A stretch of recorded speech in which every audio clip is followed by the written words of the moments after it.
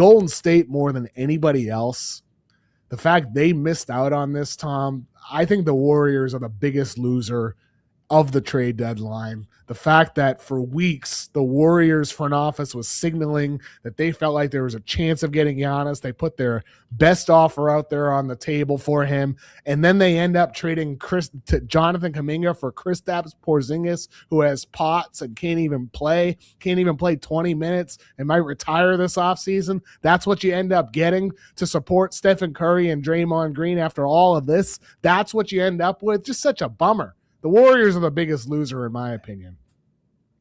Hey, I can't disagree with that, but how about your Buddy Hield erasure? You know, like you just he goes to Atlanta. We didn't even mention it. So Buddy Hield, the whole Jimmy Butler bromance with Buddy Hield, it's over. It's done. And Jimmy Butler is slated for ACL surgery, and Stephen Curry's got to be looking at this like, really?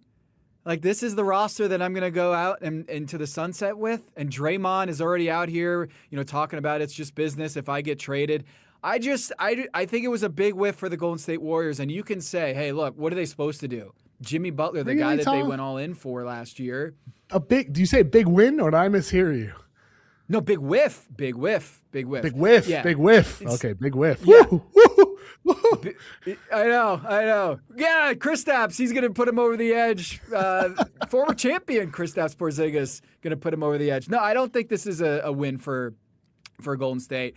Definite whiff, swing and a miss on the whole Jimmy Butler thing. Because you can't acquire a 36-year-old Jimmy Butler and when he gets injured say, hey, woe is us. Like, who could have seen that coming? When you trade for a 36-year-old Jimmy Butler, you know the kind of miles on those tires, and you know at that age, with the Tom Thibodeau Chicago Bulls miles and all the stuff in Miami, like the deep playoff runs in Miami, that there's a chance that just like every other guy in the NBA, father time comes for him too.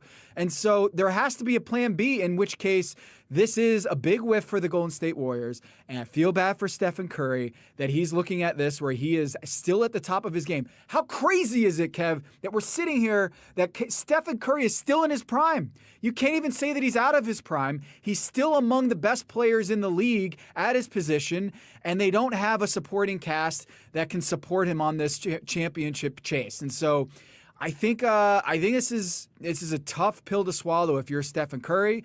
And looking at the landscape of the Western Conference, I feel like they could have made some moves here, and they didn't. And they can say that, hey, maybe the Jimmy Butler $57 million expiring contract, which you can't call it now, but maybe this summer you can go to market and say, hey, who's got some long-term money they want to get off of? We have a $57 million expiring contract here in Jimmy Butler, and we'll attach our picks, and we can go big game hunting again.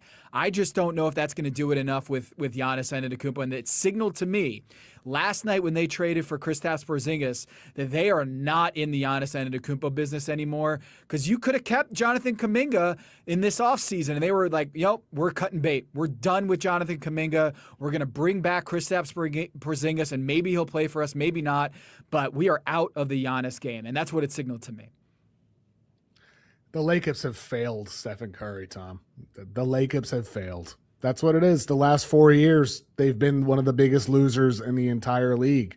Obviously, they win that championship in 2020. That's awesome. They get the 4th ring for this core, and it's amazing they got that. But ever since then, it's just been whiff after whiff.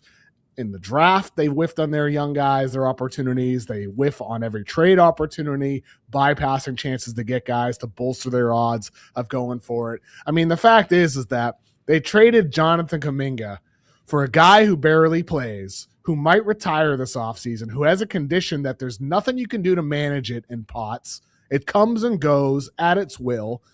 And you don't know if you're going to wake up one day and be able to play or not. It's unfortunate. I feel bad for Porzingis. It sucks. He's a great player. If he's healthy, he's an awesome fit, but he's not healthy. And that's what you end up for Jonathan Kuminga, this crown jewel asset that the Lacob family valued so highly for years and that wanted to hang on to with this 2-timeline approach after making a mistake, taking him over Franz Wagner. And you bypass chances to go for a Lowry Markkanen type because you didn't want to give him up. You bypass the opportunity to give up him and Siakam. Exactly. And multiple other draft picks. You could have made a strong offer for Michael Porter Jr. or Trey Murphy if you wanted to, but they didn't. They didn't. And they just get rid of him for Porzingis and what feels more like just a salary dump more than anything else, and another year wasted of Stephen Curry still playing in the extended prime of his career. And that sucks. It sucks for the Warriors fans. It sucks for Stephen Curry. It's disappointing, the fact that the Warriors are going to just be a playing out this year. And that's it, Tom.